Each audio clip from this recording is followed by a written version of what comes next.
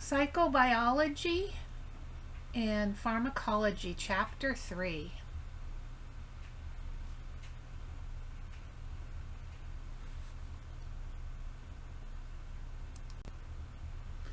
So we're going to look at the functions of the brain and how psychotropic medications, otherwise also known as neuroleptic medications, alter the functions of the brain and address mental disorders such as depression, anxiety. We're going to discuss the neurotransmitters and the chemical messengers of the brain and how this addresses mental disorders. And we're also going to discuss imaging techniques and how they're used to address the brain. Also, I want to enforce and reinforce with you to look at your patient teaching tools that start in Chapter 11 through Chapter 24 because you're going to need to know what to teach your patients. So when we talk about psychotropic medications or neuroleptic medications, there's an overall concept you need to be thinking about.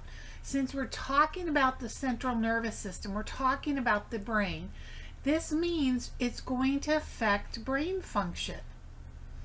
Whether it's mild, moderate, or severe in functioning, it's going to somewhat function and affect the brain. So common sense things that you need to think about with telling your patient, whether it's an antidepressant or an antipsychotic medication or an anti-anxiety medication or a attention deficit medication that's a stimulant, or even if it's a herbal medication such as St. John's wort, which is an antidepressant, or GABA, or melatonin, these all are going to affect the brain. So what do you think you would need to tell somebody? Don't operate heavy machinery. So let's not drive a car right away till you know how it's going to affect you. How about let's not make any major life decisions or changes for the next couple weeks till you know how it's going to affect you? How about maybe you're going to feel a little foggy? Don't fight it, go with it. Because if you're going to fight it, you might not get the best benefit, right? Because you're going to, if it's supposed to be an anti-anxiety and you're fighting against it and it's supposed to help you relax, but you're not letting it help you relax, then why are you taking it? Doesn't make quite sense, does it? How about the fact that if you're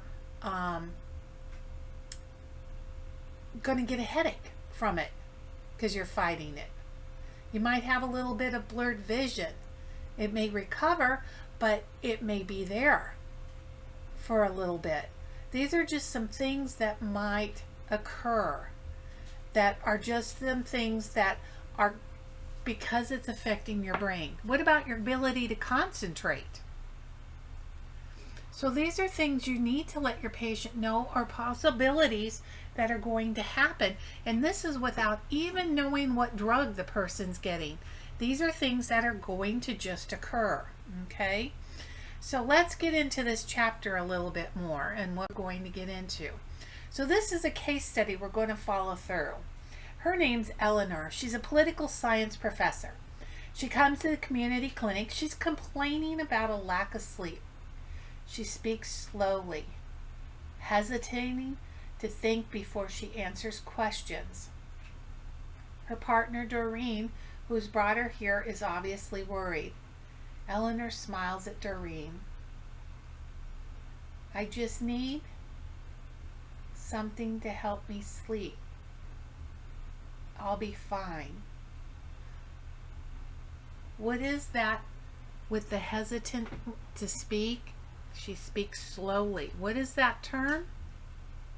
You got it, elagia.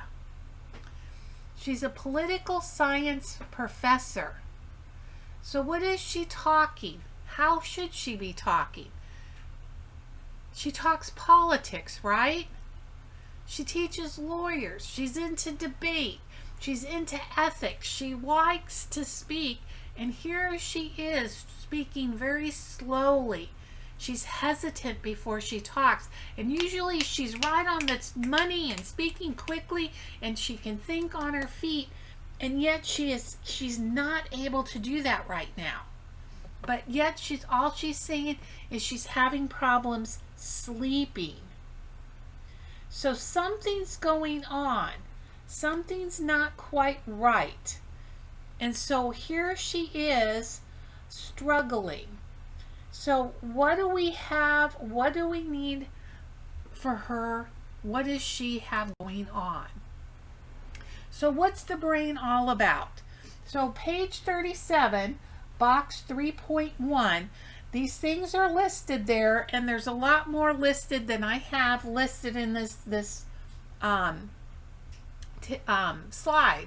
So I'm hitting some of the main ones that I want to talk about, but you're responsible for all the things in that box that I spoke of. So homeostasis, maintaining balance.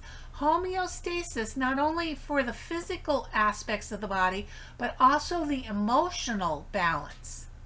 Regulating the autonomic nervous system and your hormones. So we're talking about sympathetic and parasympathetic.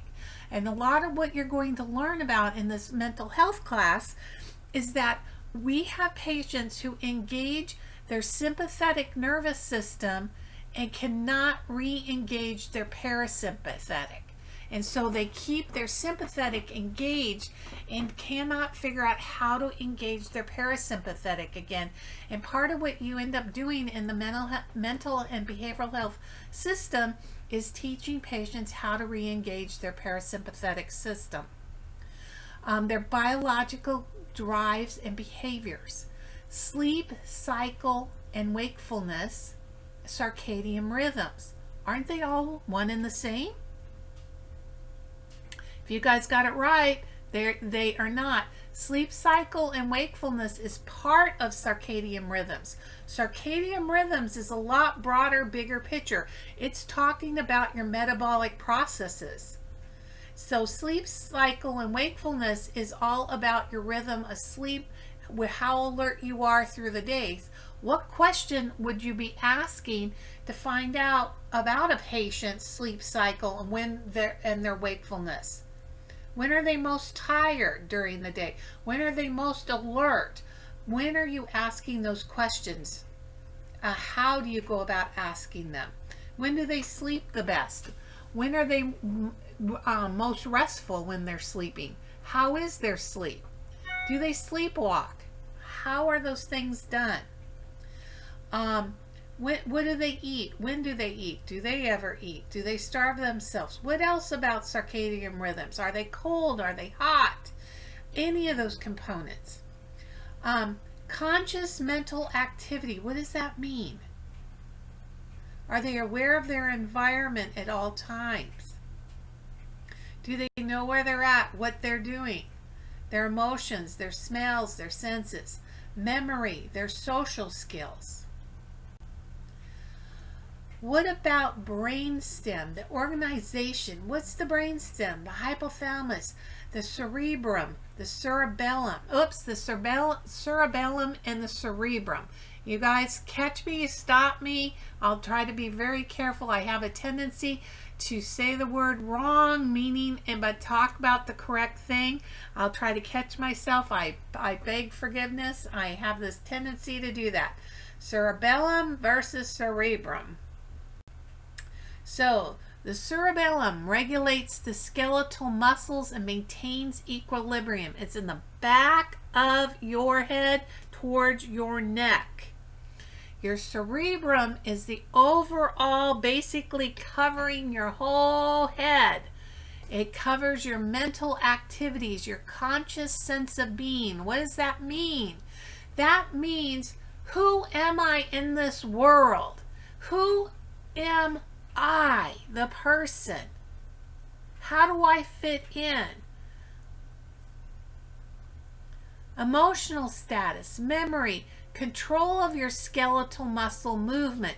So your fine motor, your physical motor, how to pick up my leg, move my leg, and your language and your communication. So again, your cerebrum covers your whole brain there, and this is, of course, is on page 43, figure 3.4. Your cerebellum is in the base towards the neck, okay, and then you have your brain stem running through. And the other thing that I want to point out is where your brain stem is your circle of Willis that runs, whoops, your function of your brain. You've got your core of your brain stem, regulates your internal organs, your vital functions. Your hypothalamus, it does your basic drives, your link between your thought, your emotion, your functions of your internal organ, and then your brain stem processes your center of sensory of information. Around your brain stem is your circle of Willis. You guys have talked about this before. This is your main circulation, your main supply of blood to your brain. If that gets cut off, then you're going to have dementia. That is your core of your stroke center. If you get that supply cut off, you are going to have dementia because that's your main blood supply.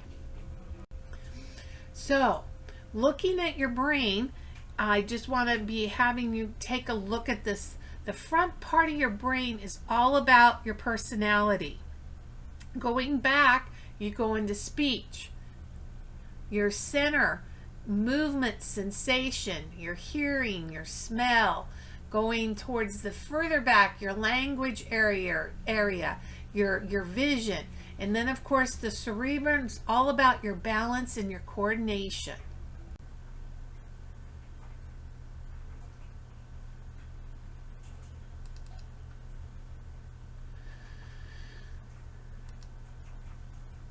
So your cerebral cortex, this is a slice of the brain, and what I'm wanting you to take a look at when you're looking at this is the outer part of the cerebral area.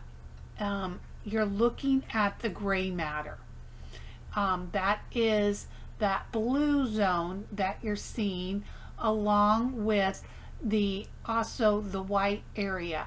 But the blue area, when we're looking at somebody who has Alzheimer's disease, but even with dementia, it'll eventually happen. But with Alzheimer's, what's going to happen is from the back of the head, when Alzheimer's we start to see a decrease in the gray matter, and it works eventually all the way up forward to the brain, through the brain, where it is a decreased amount of brain matter that we will see, or gray matter that we see, and it's a decrease in the cerebral cortex as a whole of the gray matter. And we're able to pick this up and see this decrease of function of the brain, and this is how we're able to determine whether somebody has Alzheimer's disease. We used to have to wait until someone died and then autopsy the brain to determine that they had actual Alzheimer's versus dementia in several of the cases, unless we saw a CAT scan and we saw that there was a stroke that took place or an aneurysm and there was a blood circulation that took place that caused the issue for the patient. So when we're looking at a lot of these issues, that is some of the things that we had to take care of and look at what was going on within the gray matter and the white matter of the cerebral area of the brain. So when we visualize the brain, we are looking at two different areas. We look for the structure of the brain, which is usually using computed tomography, CAT scan, or magnetic resonance imaging, an MRI. So we're looking at the structure. So we're looking for physical changes to the brain that has been damaged. So circulation, is the circulation circulating through the brain? Is there a blockage? Is there an interruption to the brain? Has there been trauma to the brain, an auto accident, and there's been damage? Okay, so we're looking for a physical change to the brain that has occurred. Now, a functional imaging is saying, is this part of the brain functioning still? Is it working? Okay, and that's where we're using PET scan or SPECT scans, single photonic emissions, computing tomography. Okay, so this is letting us know that the brain is lighting up. The brain uses glucose. We have to use glucose to feed our brains. So if you have somebody who is starving themselves to death, we have a problem with them continuing to, what's the word I want to use? To,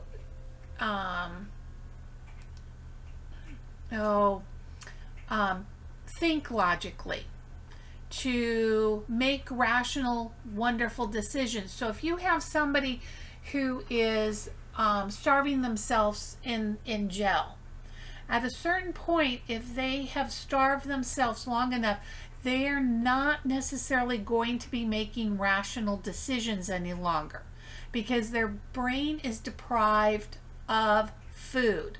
Someone with an eating disorder, if they are have anorexia and they're starving themselves for a long period of time, they're not going to be making rational decisions. It starts to distort thought processes because they're starved to death. Their brain is being starved.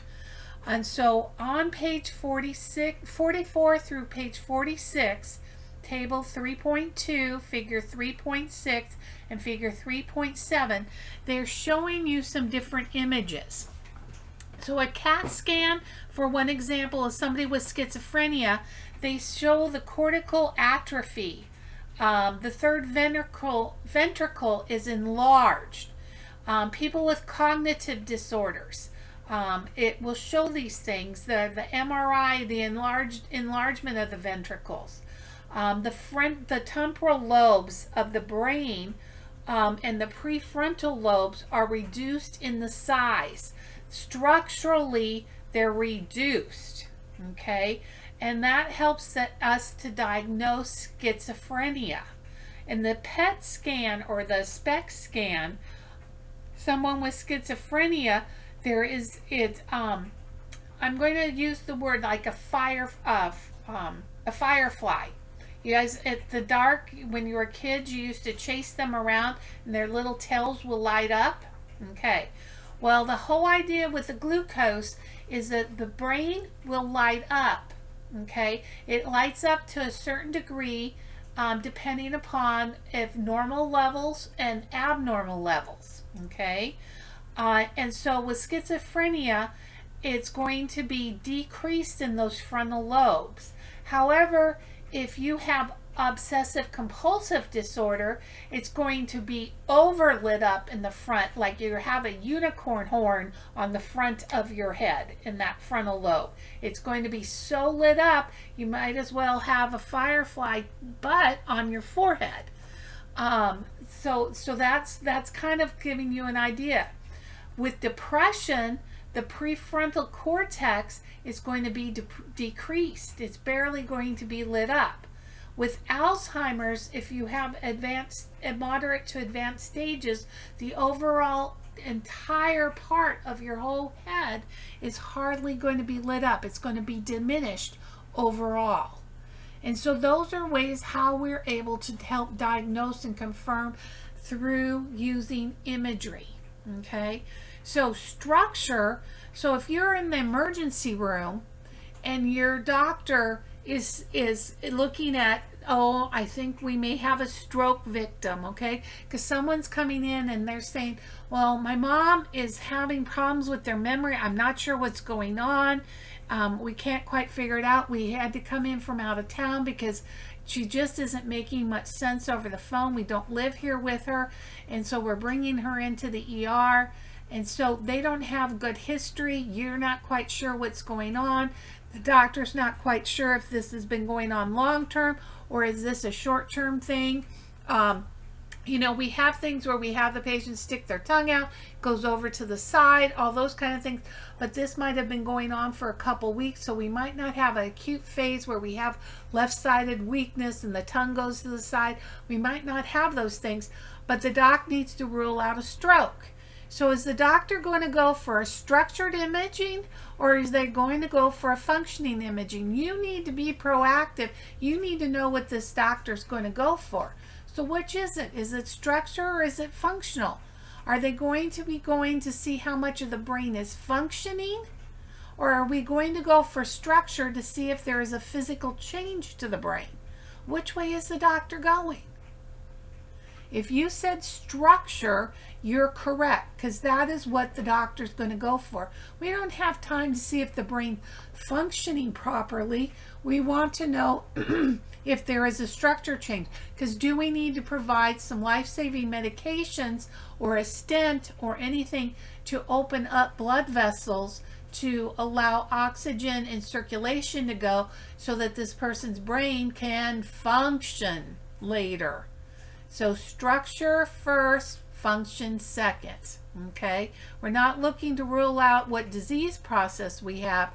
Right now we're wanting to make sure life-saving measures are taken first. Physiological over psychological, okay?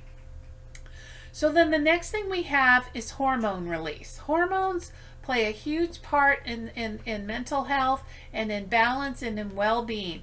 We have the hypothalamus that releases a whole mess of hormones, and you're going to hear corticotropins and cortisol over and over and over again, because that all plays into stress and anxiety. Stress and anxiety, which also then the word depression comes and follows. Pituitary glands, corticotropins again. Cortex of the adrenal glands, again, hormones and cortisols all play in. Page 38 and page 39. Always know, where there is depression, if not treated, anxiety will follow. Where there is anxiety, if not treated, depression will follow. These go hand in hand. And we're going to get into the hypothalamic pituitary adrenaline renal axis, HPTA. Take a look at that relationship between the hypothalamus, the CRH, the adrenal cortical. It all ties in. You go through this over and over and over again in your med surge. They all tie in. The ovaries, the testes, they all play in together. And this is where we get that premenstrual dysphoric disorders all the time with the women's menstrual cycles. These all play in. And when we have teens getting into their oh, what do we want to call it? My brain just went dead. Their developmental years and their bodies are changing.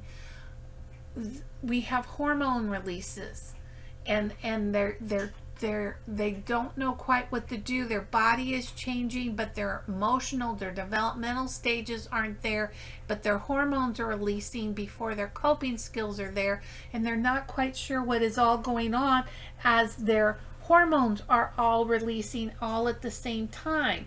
And the gonadotropins are there. Their follicle stimulating hormones are all kicking in. So all these things are taking place, and their bodies are having to take these, which brings on all those biological drives and trying to understand what's going on, and this gets into overeating, undereating, and getting into those circadian rhythms.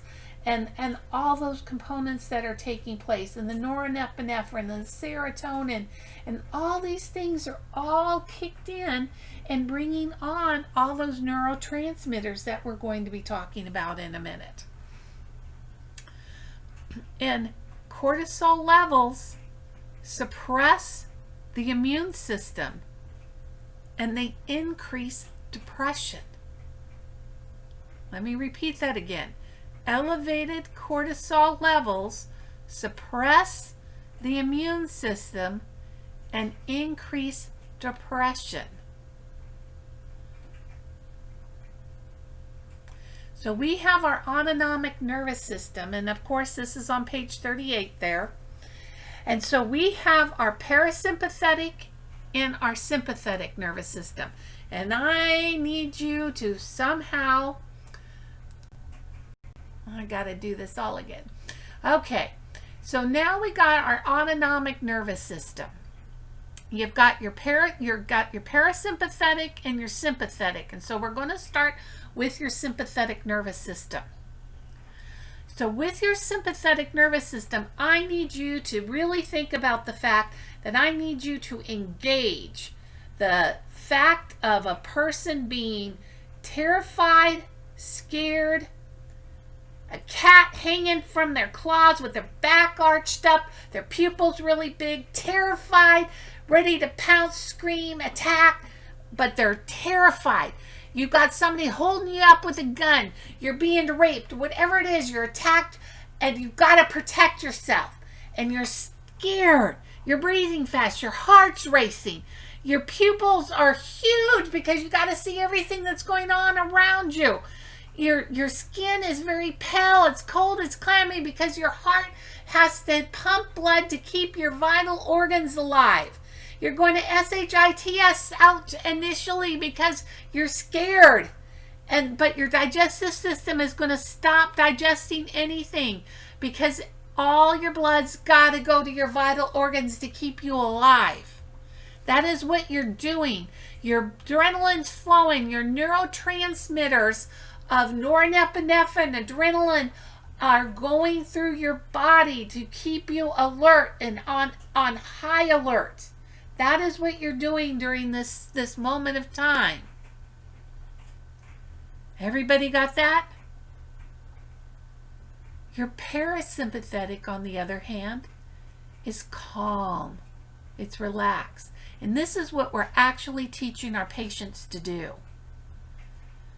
People don't know how to do this once they've engaged. This is what happens in mental health, especially with trauma patients. That when a disorder occurs, they stay on this high alert and they don't know how to let go of that high alert. And so we work with them to how to engage that parasympathetic again. How to get themselves to slower their breathing, to slow their heart rate, to decrease their blood pressure. And by doing that, they start to constrict their pupils. Skin will then blush and get warm, and they can start digesting again. So in sympathetic, you're going to get constipated. In parasympathetic, they can start digesting again. In GABA, we have our GABA neurotransmitter working in our parasympathetic. This is on page 38. You can see these. You can see some of the other things that occur. I'm just hitting the highlights of the majority so that you can see the difference between what's going on in these components. Okay?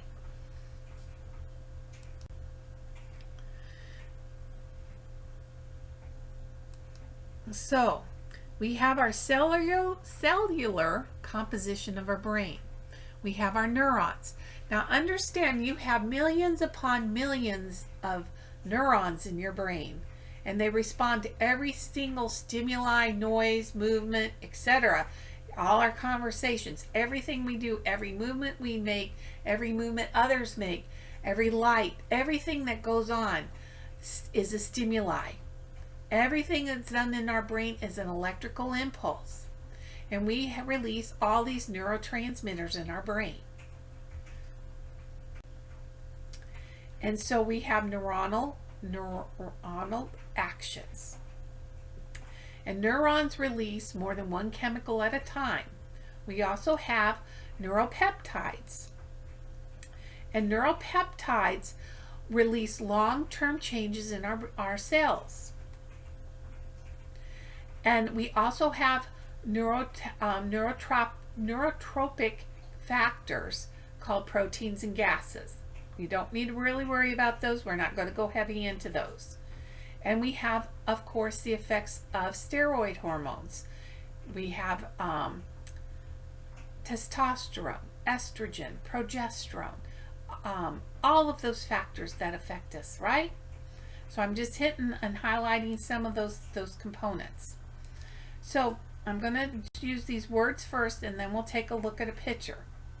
So we have our presynaptic neurons that go to a synaptic, I call it the synaptic gap, and then our postsynaptic neurons. So this is how we communicate, one neuron to the next neuron. And so what happens is we send our neurotransmitters, okay, and they go into destructions two ways.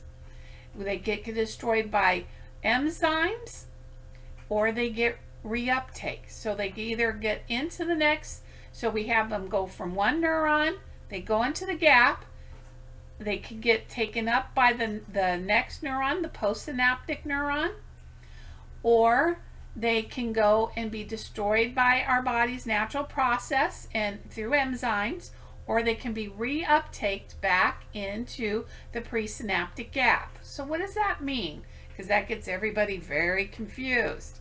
And you need to understand this because you need to understand how our medications work. So here is our presynaptic neuron. So here's the one on the left is our presynaptic neuron. The little short little one that looks like it has little crowns on it is our postsynaptic, okay? And the space in between is our gap, our synaptic gap.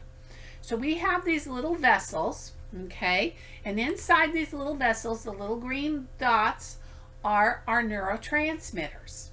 So what happens is these little vessels go to the end of the presynaptic neuron, the presynaptic neuron, goes to the end, and they release the neurotransmitters. These neurotransmitters float over to the postsynaptic, and where you see the little crowns, these neurotransmitters can go into these crowns. Some of these crowns can actually take, some of them can only take serotonin, for example. Some of them can take serotonin and histamine. So they all depend on which one they can take. And so they go into there. But some of these neurotransmitters don't get all the way over. Some of them will fall and disintegrate through the gap and just naturally absorb into our bodies and disintegrate and go away. But some of them can actually go and get reuptaked back through the cell, and I'm going to, for words that you can understand, the word osmosis, can go back into that presynaptic neuron and go back in and get back into the little vessel, which I'll call the bus, and come back and be released back out. So what happens with our medications to try to help you understand, like SSRI, serotonin reuptake inhibitors, okay? And you can see this on page 40 and 42 to kind of help explain some of what goes on. Page 40 just shows you how this works with our repolarization, etc., of our little cells and the destructions of neurotransmitters. But what happens with our medications is that these cells, what our medication is going to do is put an invisible barrier between the two neurons, and it's going to inhibit inhibit the disintegration. So it's going to put a barrier that blocks, for a lack of a better word, it's going to block the ability for the neurotransmitter to disintegrate, to disappear. Okay, so it can't fall away. So it keeps it free floating in this space. So hopefully it can be collected into the postsynaptic gap, or it can then be also reuptaked back into the presynaptic and come back out. So the whole idea is to keep them floating into the synaptic gap so that it can be absorbed. Okay, hopefully you guys can understand that, make it understandable. So what neurotransmitters are we talking about? Dopamine, histamine, norepinephrine, acetylcholine, serotonin, glutamate, and there's a few more, and we're going to get into those here in just a couple minutes. They're on page 41. Okay, and we'll get into those. But what are we talking about? What are these neurotransmitters all about? Well, dopamine and histamine together work on cognition, mental alertness, and when you have them in balance, you've got a working memory, clarity, and motivation. But when they're not in balance, you have compulsion issues, sedation, apathy. What does apathy mean? You just don't care about anything. Norepinephrine and acetylcholine is about vigilance, sustained concentration. So you, in balance, you can transition from one activity to another activity. So when people have trouble with that, we see issues with transitioning, like somebody who has autism, for example, or somebody who has recall memory issues, Alzheimer's, or perseverance issues, that people can't persevere. Imbalance, obsession, doubt, hesitation. Serotonin and glutamate, perception, sensory satisfaction. Imbalance, learning memory, pleasure and pain, ability to relax, otherwise paranoia, insensibility, anxiety. There can be deficits, distraction, impairment, fatigue. When they're combined together, note how they overlap. There can be attention issues.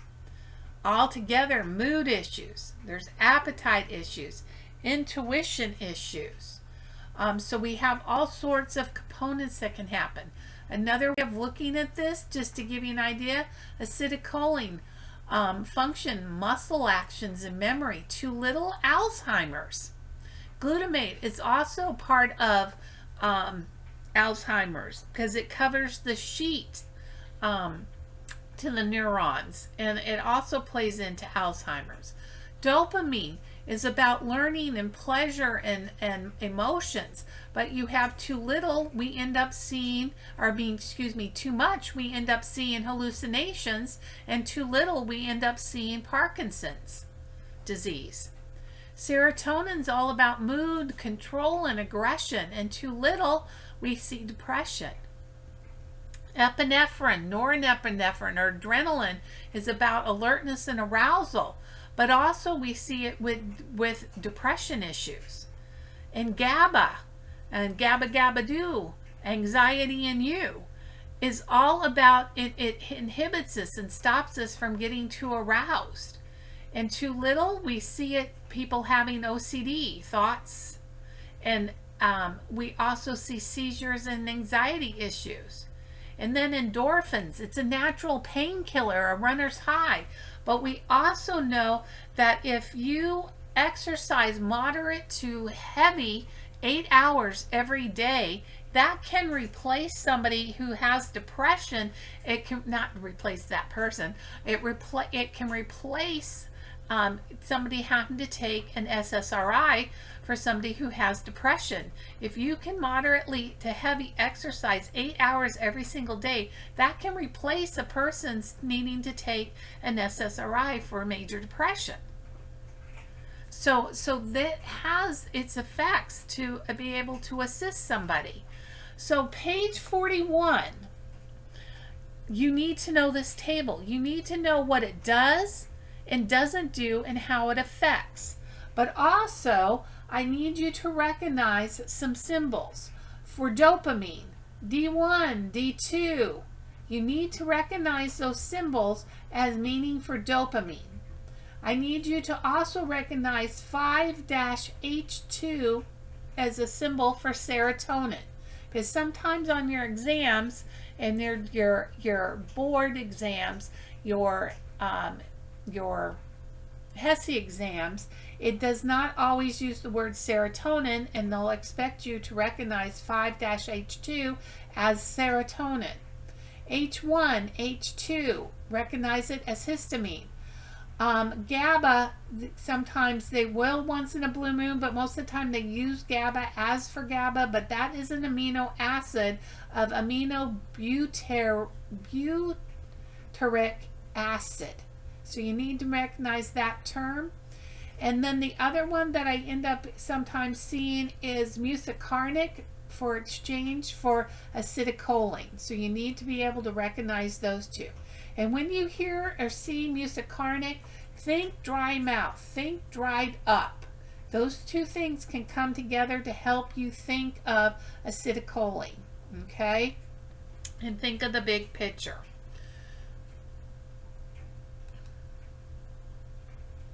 So here's some questions for you. We know that Eleanor has come to the clinic for help with sleep. Which function of the brain controls this? If you said circadian rhythm, that is absolutely correct. Because that is that 24-hour around-the-clock pattern. Sleep, body temperature, secretion of hormones, her glucotropins, her cortisol secretions, her neurotransmitters, all of those pieces that are going on, her autonomic regulation, her communications with her brain, her cardiac muscles, her smooth muscles, her organs, everything.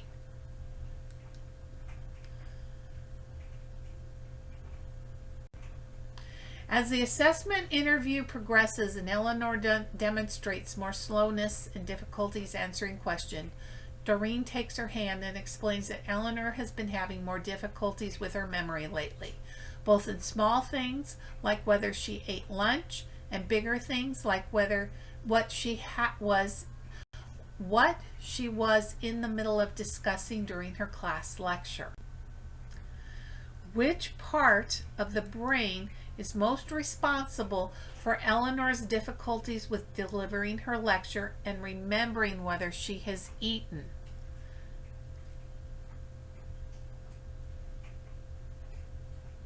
If you said B, the cerebrum is responsible for memory, language, and her ability to communicate with others among other conscious tasks, that is absolutely correct.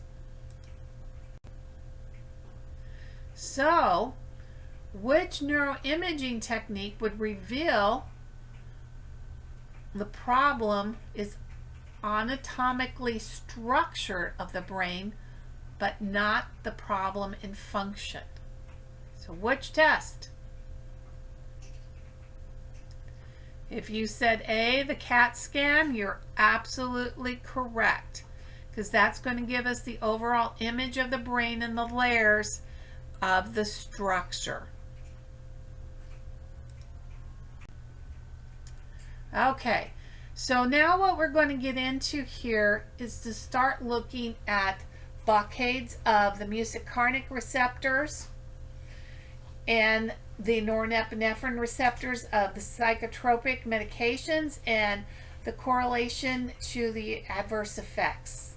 Okay, and along with this, we're going to be looking at anxiety and the hypnotic drugs and the antidepressant drugs, the cholinesterase inhibitors, mood stabilizers, antipsychotics, and psychostimulants. So this is where we're going to go to next. Okay, so with mental disturbances in mental function, drugs, infections, hormones, trauma, And trauma can be anything from brain injuries to emotional traumas. And with emotional traumas, we are talking about it can be a very sad thing of it's a personal thing. What one person perceives as a trauma may not be the same thing as what another person perceives as a trauma. So you have to be very conscious about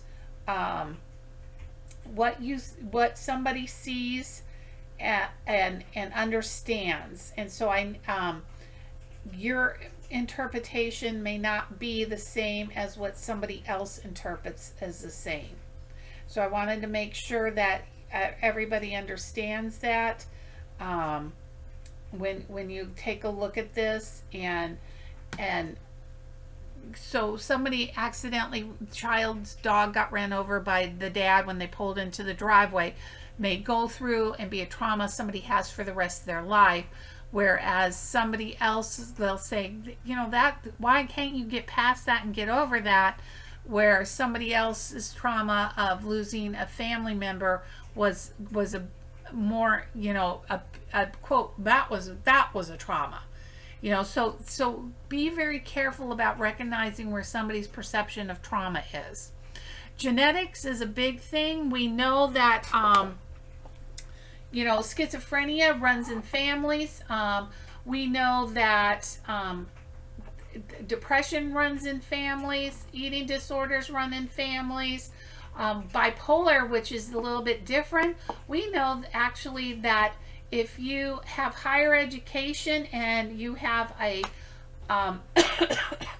master's or higher and have a high functioning job like CEO, you're at higher risk of having bipolar disorder than if you have a blue collar job and only high school level education. Yeah, that's environmental. You need to know these neurotransmitters. You've got to know these. They aren't going to go away. Pharmacodynamics. What do drugs do? How they do it. Drug actions, drug responses. You got it. Just hitting these really quick. Pharmacokinetics, add me. You need to know those. Pharmacogenetics. Thank God we have that going on now. This is all, of course, on page 49.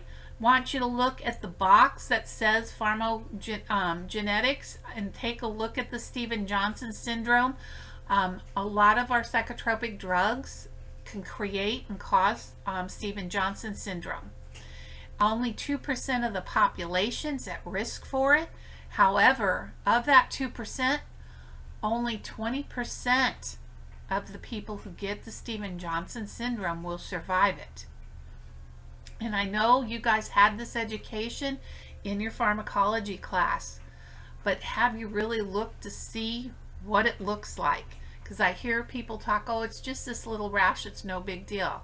No, if only 20% survive it, it's a lot bigger. It's a toxic epidermal necrosis of the skin and mucosa, you guys. The mucosa is eaten away, and we have to get pig skin to stitch on to the skin, the eyelids, the mucosa, to try to keep it hydrated and moisture enough so like people don't lose their eyeballs because they dry out, because the mucosa, the skin's all gone. There's nothing there to cover the eyeballs. And so this is a huge ordeal. And so like the drug Tegretol that we use for bipolar disorders to stabilize the mood, and people of Asian descent or Southern Asian Indian ancestry are high risk for this reaction.